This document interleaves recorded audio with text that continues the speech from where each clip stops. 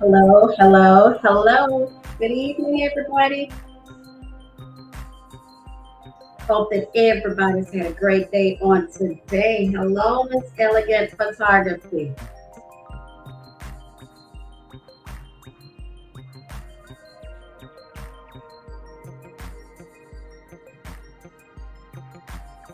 I hope your day has been great. Oh, hey, Miss Kelly Lumpkin. How are you, sweetie? Good evening, everybody, and welcome to another episode of ABC. I am your host, Ada Brooks with Ada Brooks Consulting. Come on in the room. We won't be here real long. Come to give you all your nuggets for today. Take these out and share it with somebody. Please remember to like, comment, tag, and share. Put some questions in the chat. Let's really join in on the conversation this evening. I am looking forward to it. Hey, Miss Erica, how are you? All right. So, with that being said, we're going to go ahead and kick this off and get it started. Well, before I do that, yes, I do have a birthday to give a shout out to my cousin, my big brother, Christopher Bosley, all the way in Killeen, Texas. Happy birthday, Chris. You say everybody? Yeah, I know it's a lot. Hey, Miss Cherie Williams, how are you? Thank you for joining me on tonight. Um, Also, I want to say this is Juneteenth weekend. I know we have a lot of things planned, so please be safe out there this weekend, you guys. Also, it is Father's Day weekend. We have a lot going on. So, with that being said, I want to take this opportunity and wish a early happy Father's Day to my godfather, my founder, my spiritual guru, the one and only Dr. L.E. Braggs. I want to say, I love you. You already healed. I don't even have to tell you to get healed. You already healed. So, if he has touched, if he has spoken into your life, if he has planted a seed, literally, figuratively, we are celebrating him this weekend at 900 South Pine Street. I want you guys to come on out and celebrate him with us at 11 o'clock a.m. at 900 South Pine Street. This is my founder who spoke into my life and saw my shall be. That's why I'm here today. So I want you all to come on out and let's celebrate him. He is the father of many nations. And if you've been in Little Rock all your life, then you know who he is. He has probably touched your life in some way. So I want you to come on out and be a part of the service on this Sunday at 11 o'clock, 900 South Pine Street. All right, now let's kick this off. Well, I want you to bring the youngest on around the table because we're going to give this is part two because people was like, wait, we got to have a part two. There's more information that you need to share because some of our young people are just not getting it. So I want you to bring them around, like, comment, tag, and share because we probably know some of them that's doing this. And with this being Father's Day weekend, Juneteenth weekend, and then we get ready for the 4th of July weekend, guess what? All these people are going to feel like, oh, I need to take a day off work. No. If you are still within your 90-day probationary period and your office is open, please, ma'am, please, sir, you need to be at work. Not at home, not trying to kick it at the party, not hungover from the party. You need to be at work because you're still within your 90-day probationary period. And guess what? If they decided they wanted to let you go, they can and they will. Now, unless that was a day that you have already discussed with them in your interview prior to your start date, then okay. They said okay. Because some people, hey, Miss Shanika Parker Rash, because some people You have vacations already planned. The family have vacations already planned. And most people ask, well, when do we let them know that? During your interview or after you've gotten your offer letter. So therefore they can go back and change your offer letter so it will reflect your start date and it doesn't look like you was absent. You just push your start date back. But if that is something that you did not discuss with them, guess what? You're supposed to be at work because we've all been young. We've all been between 16 and 25. We've all went to the club. Hey, Mr. Impatient over on the gram, how are you? Thank you for joining me on tonight. We all went out to the club. We done kicked it all night. Guess what? But we got up and we went to work the next morning. You said, y'all, yes, we didn't. Because it was me and my sister. So that's why I can tell you. We got up and we still went to work. And sometimes we would go in, shower, and go straight to work and live off coffee for 8 hours. But that is not an excuse for you to say, well, I'm going to call in or I'm not just going to show up. Because a no call, no show will get you terminated.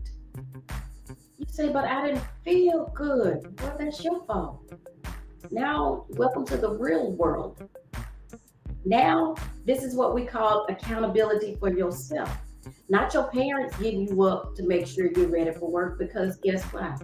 If you were grown enough to go out there and decide you wanted to kick it all night, then you're grown enough to go to work the next day. It is what it is. Head hurting and all.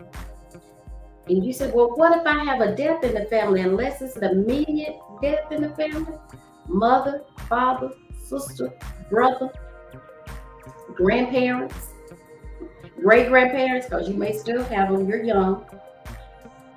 Then you can take off work. But you say it's an auntie, it's an uncle, it's a cousin, that's not immediate family. You have to go to work. You say, well, what if it's the day of the service? Then more likely they'll let you off, but it's going to be without pay. Immediate family, you get 3 days off with pay. However, within your 90-day probationary period, you need to communicate that effectively. And you will have to bring in a copy of the services, meaning a copy of the obituary to show this was my grandmother, because your name would be listed in the program. Then you can have the day off with pay. But just to say, oh, I found out my cousin was just shot, I'm finna leave work and go to the hospital, they'll probably say, well, you don't want to be a part of this team. So they're probably going to let you go because it's something that they look at within your first 90 days of employment. So, hey, Mr. Renee, how are you? So I just want you to be mindful of the decisions that you make within your first 90 days of employment because it's a very crucial time. Good, bad, or indifferent. They don't have to give a reason as long as it's not a discriminatory reason they're letting you go.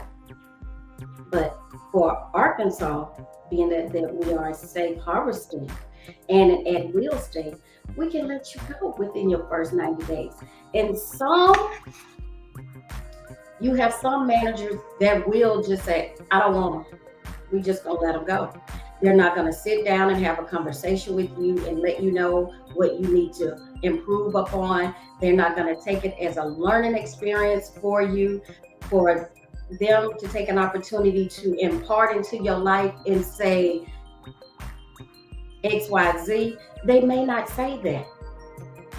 But I call those particular leaders as those individuals who like to beat their chest and say, do it because I said so, because I'm the boss. But you're also the leader who can make or break a person. Look like we have a comment. Let me see if I can see it. I don't know. I don't have my glasses on. Y'all know I really can't see without. I'm just being honest with you.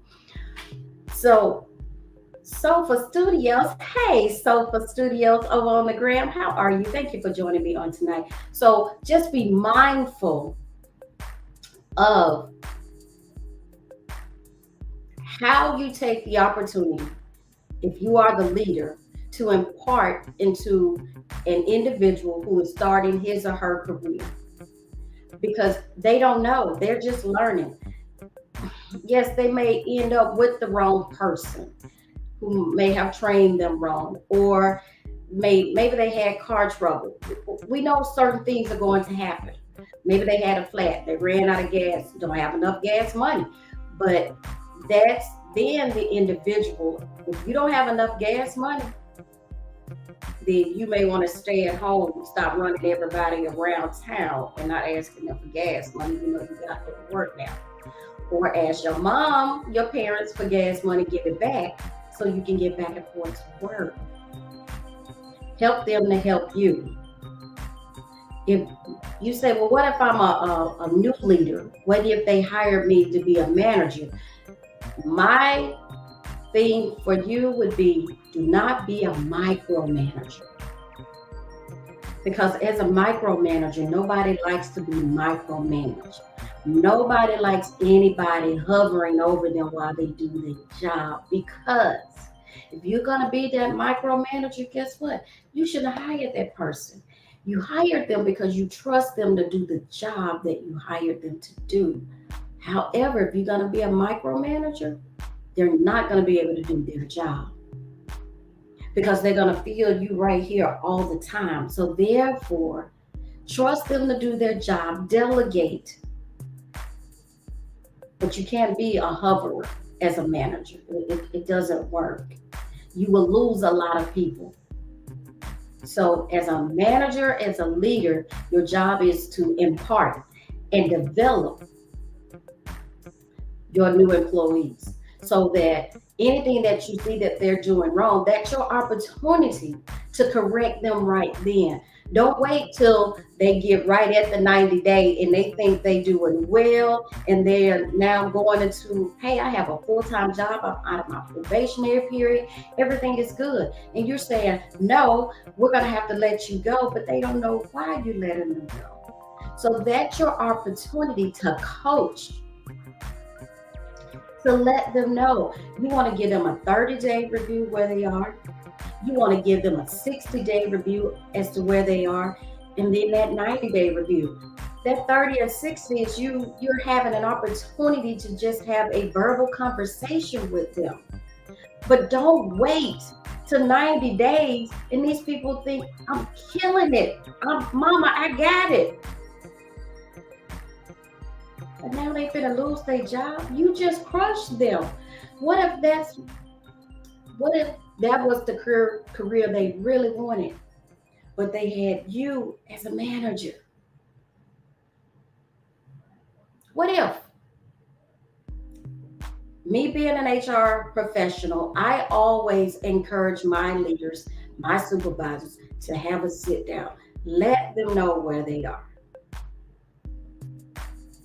That's not your opportunity to just get rid of them because, well, they a little slow. Everybody a little slow at first. They got to find their groove. They got to find their niche. They have to find their flow that works for them. But that is not your opportunity to say, well, I just want to cut them. And you don't have a real reason why. Now, if they're missing days, that's something different. If their productivity is low, now that's something different if they have a legitimate reason. But if you know that person has not been trained properly, if you haven't did your part, the trainer, you put them with the trainer, but the trainer missed 3 days. Come on, let's be realistic here. But individuals, in your first 90 days, I know we have all of these holidays right here back to back, but you're expected to be at work. Don't give them a reason. If you really like the job, then show up on time. Stay out of negative Nancy's face. Don't act like you know it all. Take the opportunity to learn the job and learn it correctly. Be mindful of the dress code. If they say business casual, then make it business casual.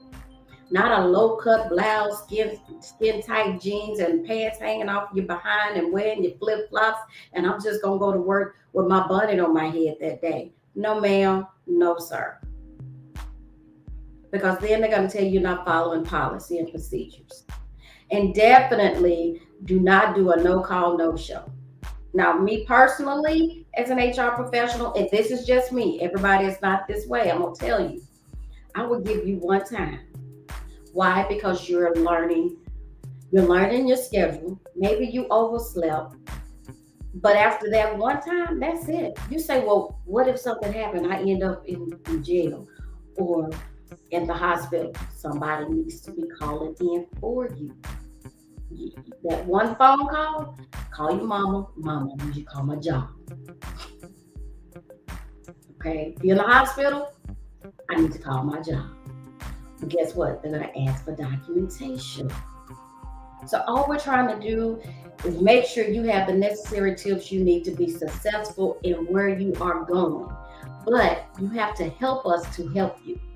That's by effectively communicating, showing up and doing what you're supposed to do. Because now you're going into the real world, and guess what? You're going to learn this everywhere you go. You say, oh, this is just old fast food job. I won't need this. Okay. It's called work ethics. And you have to start somewhere. So even if you start in fast food, guess what? It's going to grow into something else. So on tonight, I just wanted to make sure I brought you part two of the first 90 days employment. These are your nuggets. These are your tips. Please remember, like, comment, tag, and share. Follow us on Instagram, follow us on Facebook, follow us on YouTube. Don't forget to go by our website. That's abchr101.com, or you can send us an email to abc@abchr101.com, or give us a phone call if you have a question or something you would like for us to tackle. 501-291-1650. Again, I am Ada Brooks with your weekly HR 101 tip with Ada Brooks Consultant. Until next week, please come back and join me. Until then, have a great evening. Bye.